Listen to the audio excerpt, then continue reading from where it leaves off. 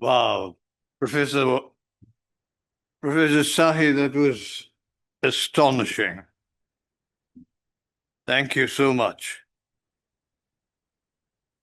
I found it invites us, your talk invites us into a reflective space where art, spirituality, and ethical imagination intersects across tradition. Thank you very, very much. Now, I've been given this slot to talk to you, and my topic, as you see, is psychology, psychotherapy in Greek and Indian philosophical traditions. Good afternoon. My warm greetings to all of you, distinguished scholars from Greece, honored guests, colleagues, students, and friends. It is a great privilege for me to speak at this university and at this school in particular on the theme of psychology, psychotherapy in Greek and Indian philosophical traditions. This subject lies at a wonderfully rich meeting point between philosophy, psychology, spirituality, ethics, and civilizational history. Today, I'd like to explore how ancient Greece and classical India, each in its own way, asked some of the deepest psychological questions asked by human beings anywhere. Can we have the next slide, please? I'm not very good at no.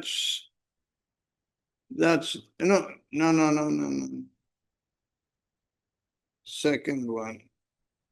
That's the one. Thank you very much.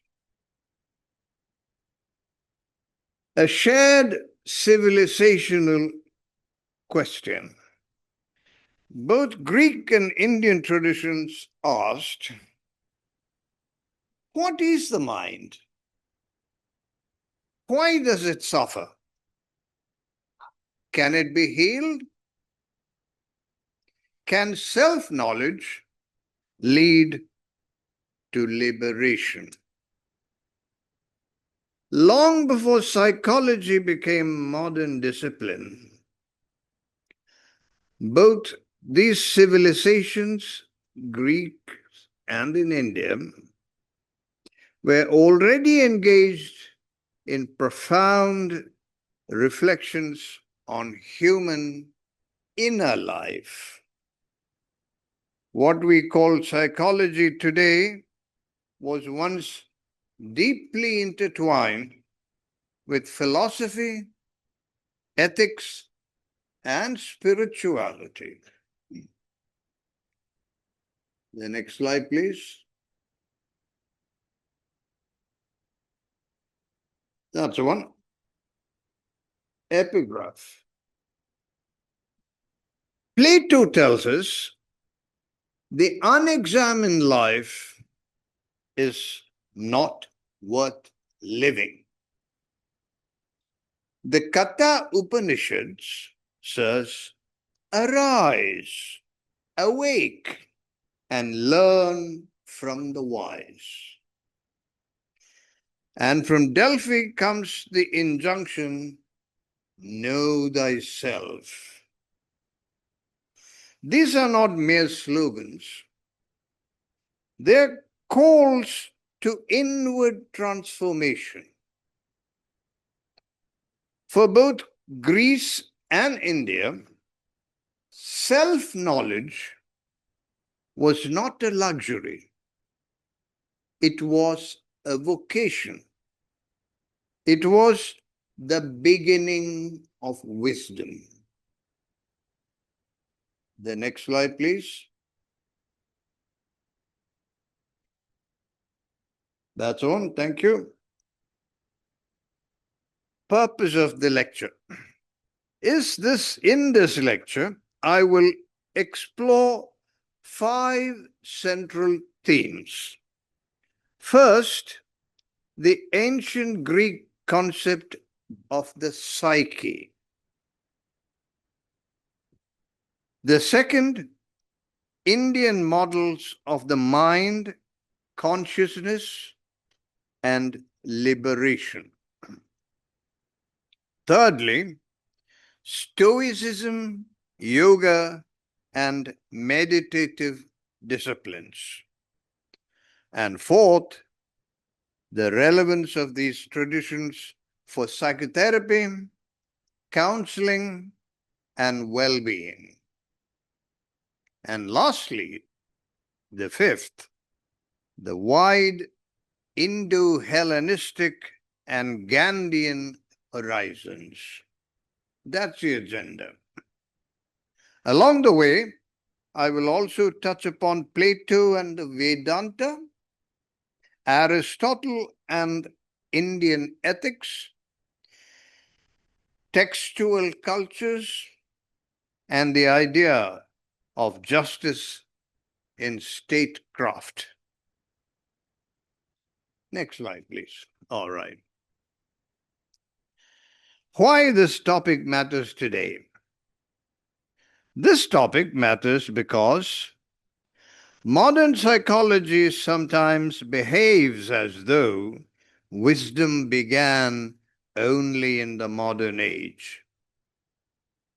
But ancient traditions had already recognized fear, desire, grief, confusion, self-deception, moral conflict, and the need for self-mastery. They may not have used our clinical vocabulary, but they understood the troubled mind. More than that, they developed practical methods for ordering the inner life. That is why this comparison remains alive and necessary. The next slide, please. The Greek concept of the psyche. Let me begin with Greece. The Greek word psyche originally referred to breath or life force. Over time, it came to signify the soul, the self, or the mind. It became the center of thought, the center of emotion, the center of memory, desire, and judgment. The Greeks did not regard the psyche as merely mystical. They saw it as the very core of moral and psychological life. In that sense, Greek philosophy is already a psychology of the human person. The next slide, please.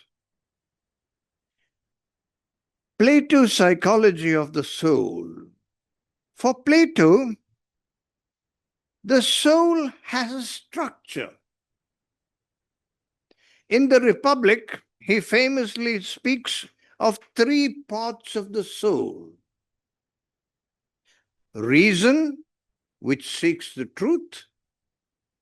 Spirit, which is associated with courage, honor, and moral energy, and appetite, which seeks pleasure, satisfaction, and possession.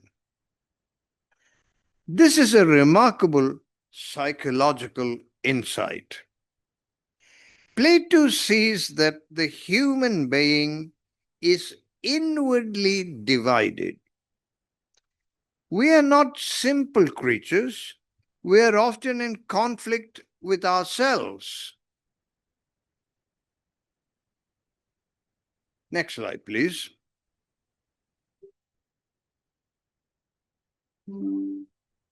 Eight. That's the one. Thank you. Plato and inner conflict. Plato teaches that psychological health depends on harmony. When reason governs, assisted by well-informed spirit, appetite finds its proper place. But when appetite rules, chaos follows. This is not merely moral theory. It is a psychology of disorder and disintegration. Plato's view remains strikingly modern because it recognizes the divided self. One part of us seeks what is noble, another part seeks immediate gratification. The struggle from inner order is therefore central to the good life. Next slide, please. Aristotle on the soul. Aristotle offers a different but complementary approach. In De Anima, he understands the soul as the principle of life in living beings. The soul is not simply a thing hidden inside the body. It is what makes a living being alive. Aristotle discusses sensations, movements, imagination, memory, and reason. His psychology is more naturalistic than Plato's, but no less profound. He gives us a careful account of human capacities and their developments. Next slide, please. Aristotle and human flourishing. Aristotle links psychology to ethics through the concept of eudaimonia. This word is often translated as happiness, but it means much, much more. It means a lot more than pleasure. It means flourishing. It means living well as the kind of being one truly is. For Aristotle, flourishing comes through virtue. Courage, temperance, justice, and practical wisdom are not decorations. They are excellences of character. So Aristotle offers us not only ethics, but a psychology of character formation. Next slide, please. Stoicism as therapy. The Greek tradition reaches an explicitly therapeutic form in Stoicism. The Stoics treated philosophy as medicine for the soul. Epictetus, Seneca, and even Marcus Aurelius all understood that suffering is intensified by false judgment.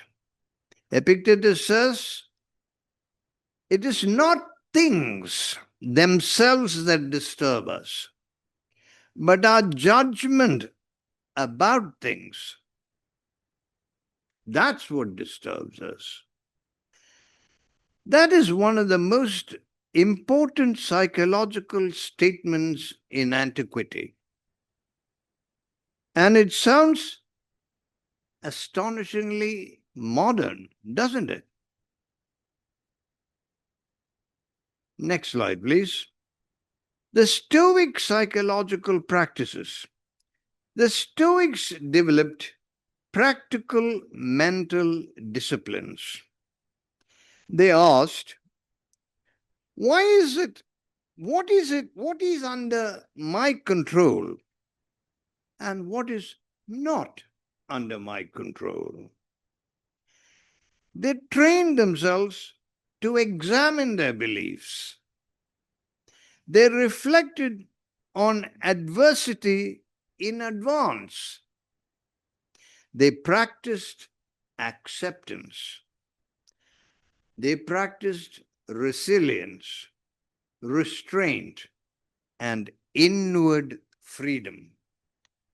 In many ways, Stoicism anticipates modern cognitive therapy. It teaches that emotional life is shaped not only by events, but also by its interpretations. Next slide, please. Indian philosophical psychology.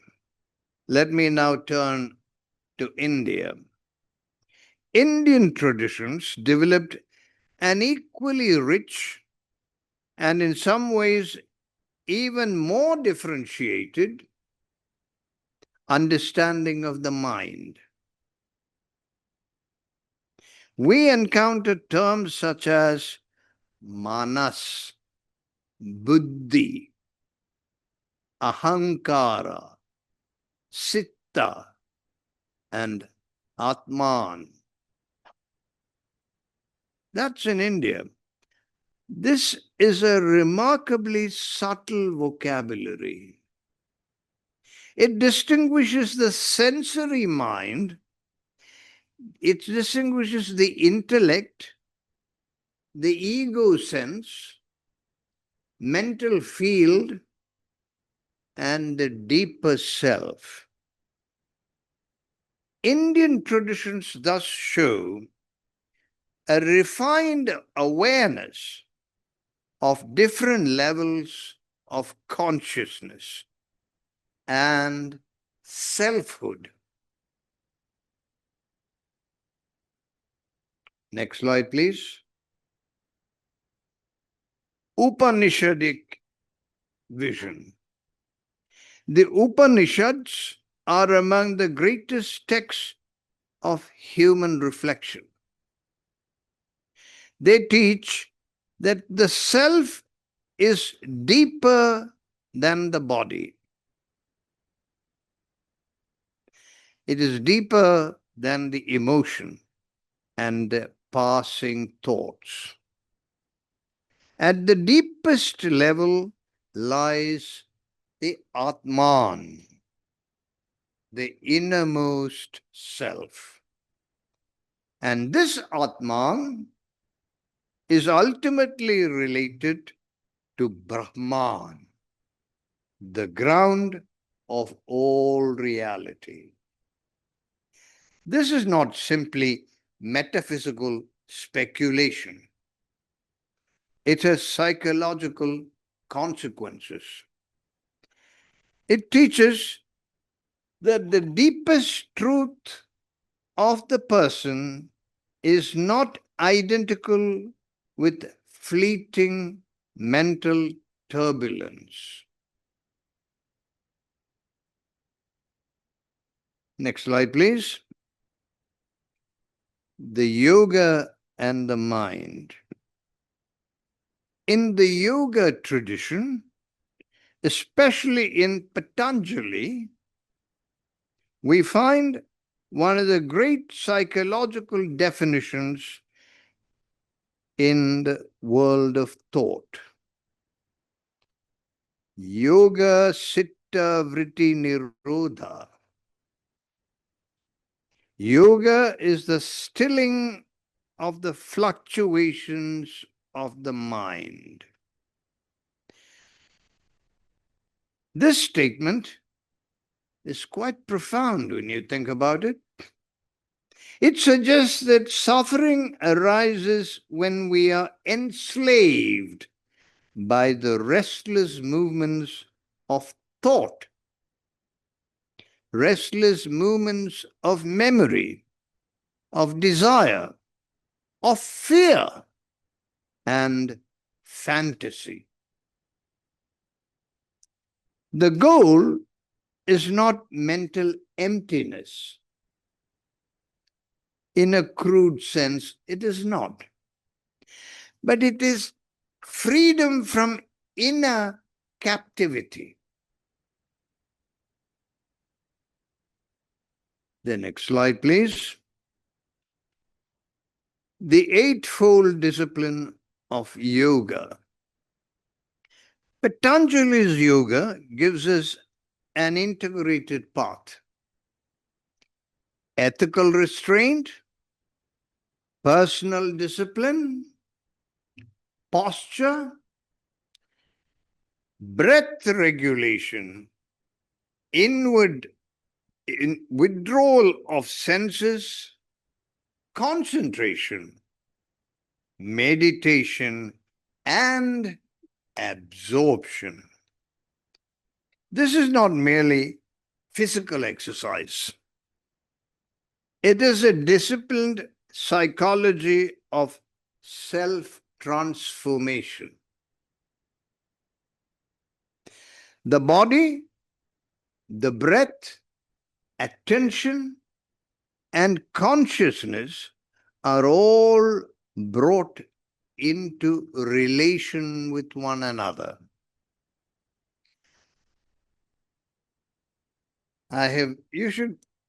Many of you may have already, you should actually watch how proper yoga is being done. It is not the television spectacle that many of us see occasionally as a political gesture.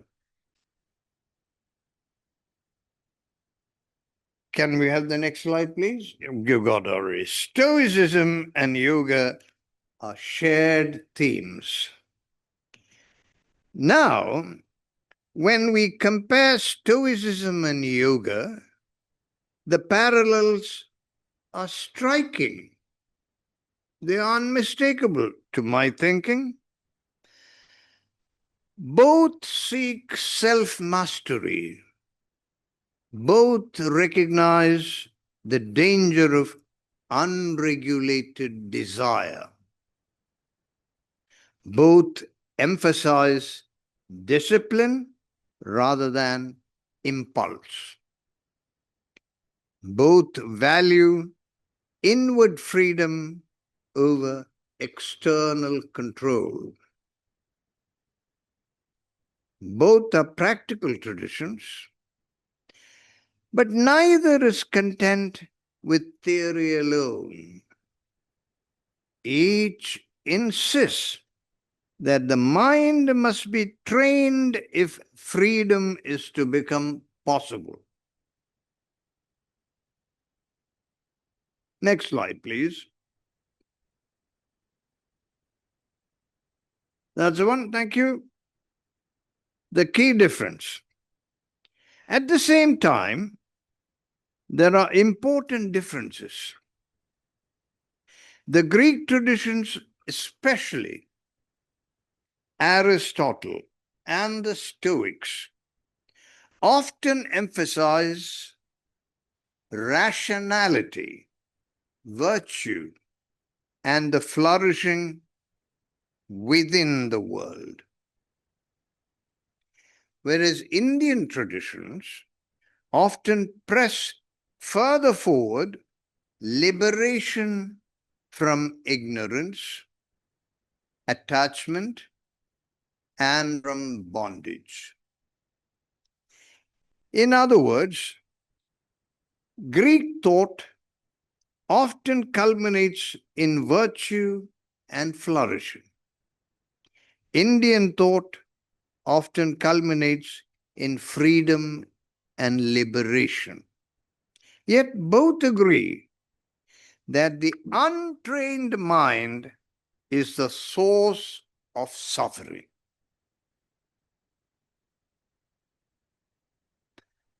Next slide, please. Plato and Vedanta. Thank you. Thank you for anticipating. Comparisons between Plato and Vedanta are illuminating. Plato distinguishes between the changing world of appearances and the realm of enduring truth and forms. Vedanta distinguishes between the transient world of appearance and the deeper reality of the Brahman. Both suggest that ordinary perception does not disclose the ultimate truth. Both ask us, demands of us to look deeper. Both seek knowledge not as mere information, but as transformation. Wisdom changes the knower. The next slide, please. Indian methods of inquiry, Indian philosophy is not merely contemplative or mystical. It is also rigorously intellectual. Schools such as Nyaya developed highly refined methods of logic, of inference, and of epistemology.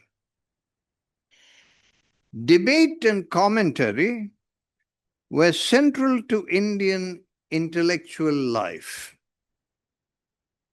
This is important because it corrects superficial stereotypes. Indian thought is not rational spirituality, not irrational. I do beg your pardon, I'll say that again. Indian thought is not irrational spirituality. It is a disciplined culture of inquiry. In this respect, it stands close to Socratic tradition of questioning and argument.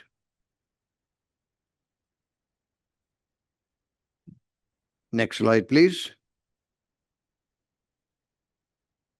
Resonance of Aristotle in Indian thought. Aristotle's thought also resonates with Indian traditions. He is connected with habit, character, virtue, purpose, and the shaping of desire. Indian thought, in different ways, is also concerned with discipline, moral formation, and the right ordering of life. Aristotle's eudaimonia and the Indian notions of dharma and liberation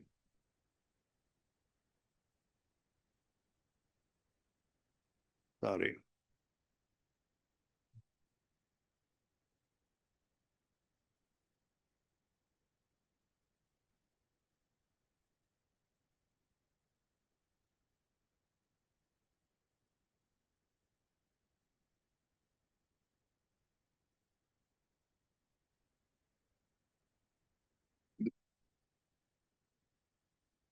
Aristotle's eudaimonia and Indian notions of dharma and liberation are not identical, but they meet in their insistence that the self must be formed. Human excellence does not arise spontaneously. It requires cultivation. Next slide, please. The virtue of liberation. This brings us to one of the deepest comparisons. Greek traditions place strong emphasis on virtue. Indian traditions place strong emphasis on liberation. But these are not disconnected. In both traditions, ethics and psychology belong together. A disordered moral life leads to a disordered mind. Greed, anger, vanity, fear, and excess wound the self, whereas courage, self-restraint, justice, steadiness, and compassion heal and strengthen it. You see the difference? This is where psychology becomes inseparable from moral philosophy.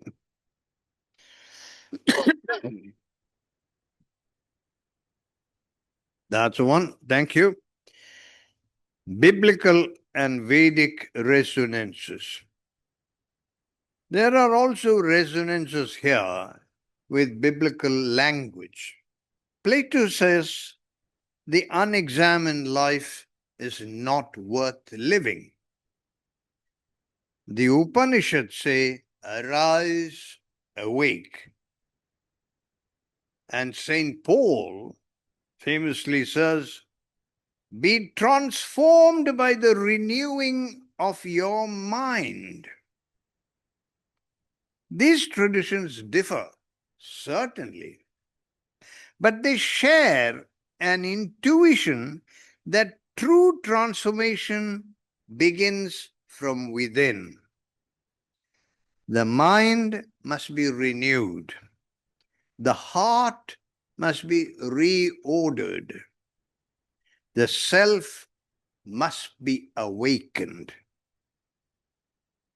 Next slide, please. Transmission of sacred knowledge. Both Greek and Indian traditions preserved wisdom through disciplined textual cultures. In Greece, we find the academy, the lyceum, dialogue, commentary, and philosophical schools. In India, we find oral Vedic transmission, memorization, recitation, commentary, and lineage. These traditions did not treat knowledge as a mere private opinion. Wisdom was preserved, embodied, taught, argued, and lived. That is what is important. It means self-knowledge was always connected to tradition, community, and disciplined learning. Next slide, please. Justice and statecraft. Neither tradition confined psychology to private life. Plato famously connects justice in the soul to justice in the state. A disordered soul contributes to a disordered society. Indian traditions too, including the Arthasastra, recognize that the wise governance requires disciplined rulers, prudent judgment, and moral restraint. This is a lesson of great importance, as we all know, even today, because it has public consequences. Justice depends, in part at least, on moral and psychological formation of the person. Next slide, please.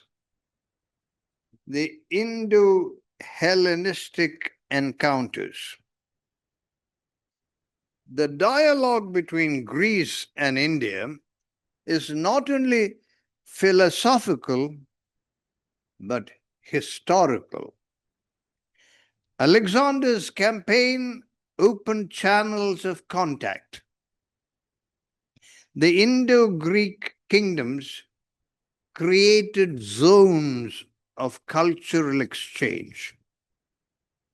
In Gandhara, Greek artistic forms met Buddhist spirituality in more than remarkable ways.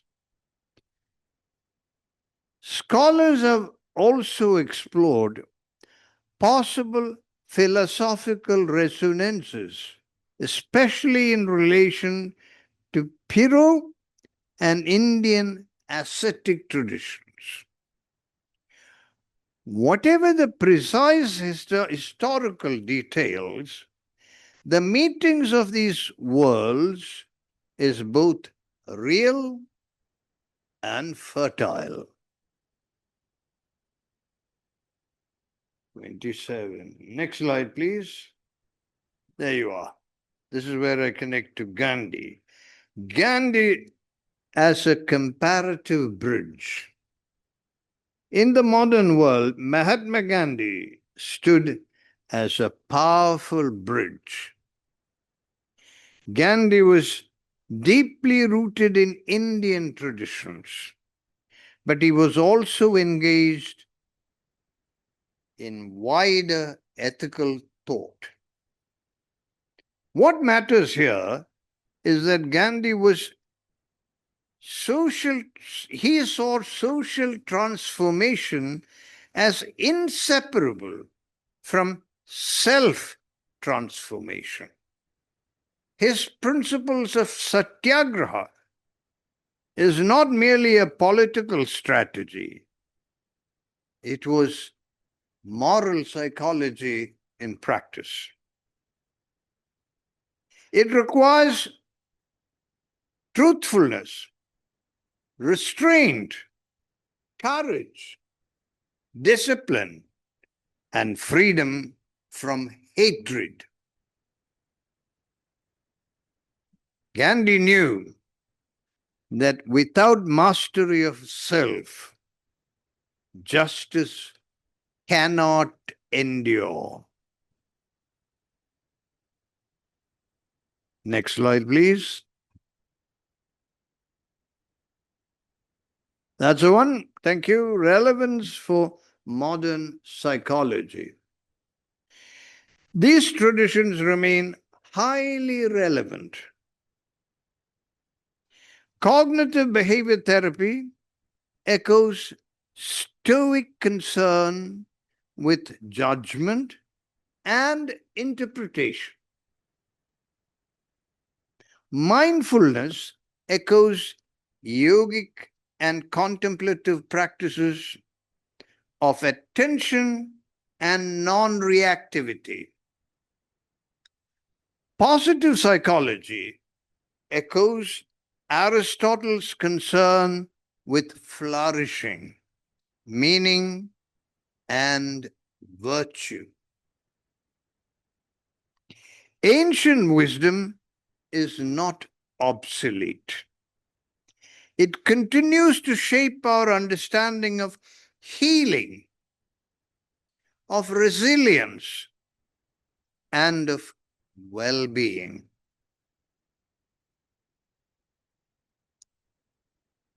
The next slide, please. So there you are. That's the central thesis. Let me gather the central claim of this lecture. Greek and Indian traditions both teach that the mind can become disordered. Both teach that suffering is shaped by perception, by desire, and by attachment. Both teach that healing requires discipline. And both teach that psychology cannot be separated from ethics, from self-knowledge, and the search for truth. In that sense, both traditions remain indispensable to any serious reflection on psychotherapy. And lastly, the next slide, please. These are my closing reflections. Let me end with this thought. Across Greece and India, one truth endures. The healing of the human being begins in the ordering of the inner life. In the language of Delphi, we are summoned to know ourselves. In the language of the Upanishads, we are urged to arise and awake. In biblical language, we are called to the renewing of the mind. To my thinking, these are not rival voices. They are converging appeals to human dignity, wisdom, and freedom. I know it's been a long day and a long afternoon, and I have to really, from the bottom of my heart, thank you for your patience and your kindness in listening to me. I'll leave you with one thought, something that occurred to me as I was driving here. Well, I don't drive. Somebody drove me. Everybody knows Rumi, don't you? Rumi is he was actually born in Afghanistan. I think he died in 6th century. He said something like, between the beginning of thought and its end, there is a space, which means between disbelief and faith, there is a field. I'll meet you there. Thank you very much.